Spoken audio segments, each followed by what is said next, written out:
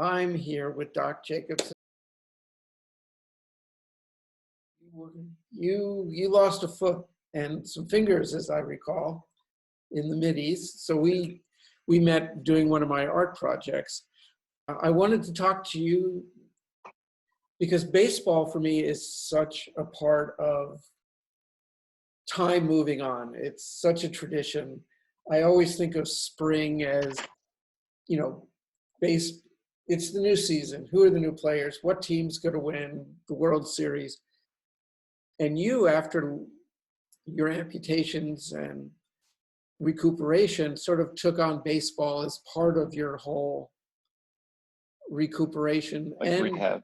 Yeah. your rehab, and as a way to sort of inform people on, what abilities people with amputations still have. So I've just been thinking about you a lot and wondering how this baseball being held up and no season starting is affecting you. It's impacted me quite a bit, actually. And like you said, with baseball being a season, like spring training is spring. Like you're coming into spring. It's a whole like season. It's part of the year. It's part of a new aspect. You're coming out of that cold part of winter, and you're experiencing. For me, baseball, like the grass is so fresh and green. It's cut. The weather's starting to warm up, and everybody is coming together and crowding around and watching like a common theme. And so it's really intriguing. And for me to be able to play and to say, oh yeah, look at me, I can still do something as an amputee. Stop trying to judge a book by its cover. But then, like right now with baseball not being a thing, it doesn't feel like it's almost May. It doesn't feel like, to me, it doesn't like part of my year is gone already. And so I check the news every day. I'm like, is baseball going to start? Is baseball going to start? Is baseball going to start?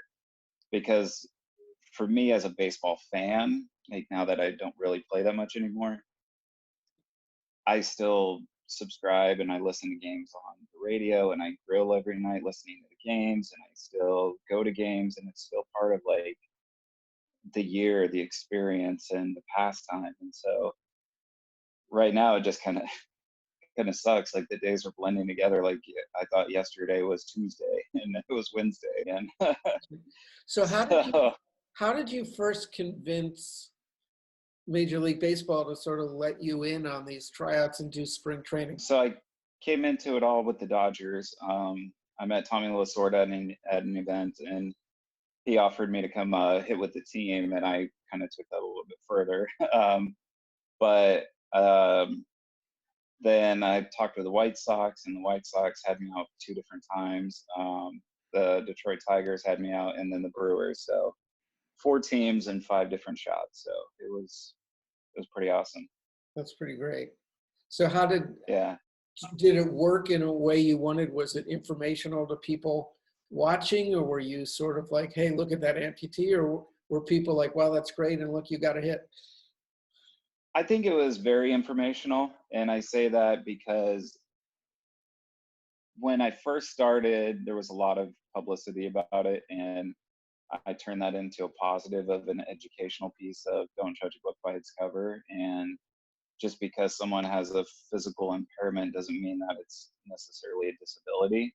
And that there are a lot of hidden injuries too. I know people with back injuries, I know people with nerve damage and brain injuries and all kinds of different things. So I wanted to convey a message that, okay, well, I might be dealing with this prosthetic leg, but I can still run 60-yard dash in 8.037 seconds. So yeah, which is better than me. How many 2-legged people can do that? So, and I mean, I'm not trying to brag, but I turned it into an educational piece, and which has allowed me to have my foundation. I wrote about all this in my book, and I've mentored so many people.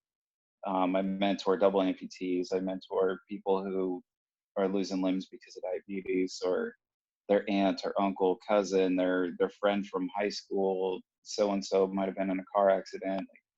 I've mentored police officers that have been injured in the line of duty or off duty that are amputees, firefighters. And so it's turned into a really, really big blessing. And I want to say thank you to all those teams for allowing that. Part of, yeah, like, sharing my story, it like it's allowed me to do so much. And my first book is currently with the editor at Kohler Books, and that's coming out July Congratulations. 31st. Yeah, thank you. And part of that is in there of the ups and downs of the okay, well, yeah, I got this up of Tommy Lasorda invited me for this tryout, and then I didn't make it, so there's the down, and then it's like, oh, well, I gotta have the surgery, and so that's like keeps on sliding down, and then the White Sox, they say, oh, well, how come you didn't try out with us? You were right there at our facility, and so then they say, come on out again. So then the ups, and so just the constant ups and downs of that, and while trying to transition out of the military and figuring out life and going to school, and it was just a lot. I just want to share my story and help inspire people, and baseball Well, has allowed me to do that, and so I'm just very blessed. well, hopefully the season one way or another will get going. If not, maybe we'll fly to Yeah, Japan if it's safe and go see a game there.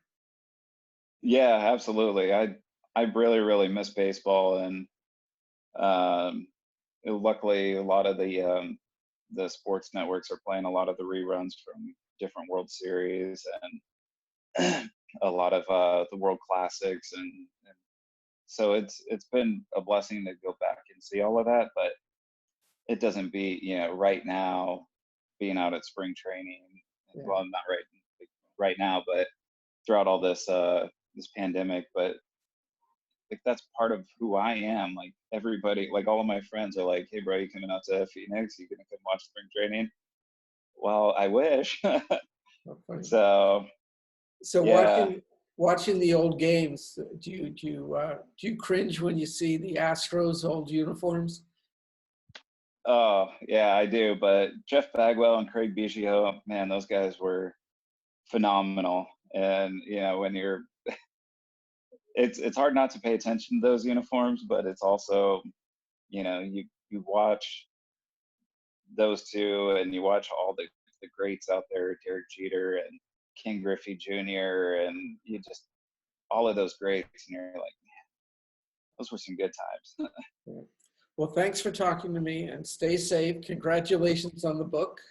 Yeah, thank you. Thank you so much. Bye. Yeah, thanks.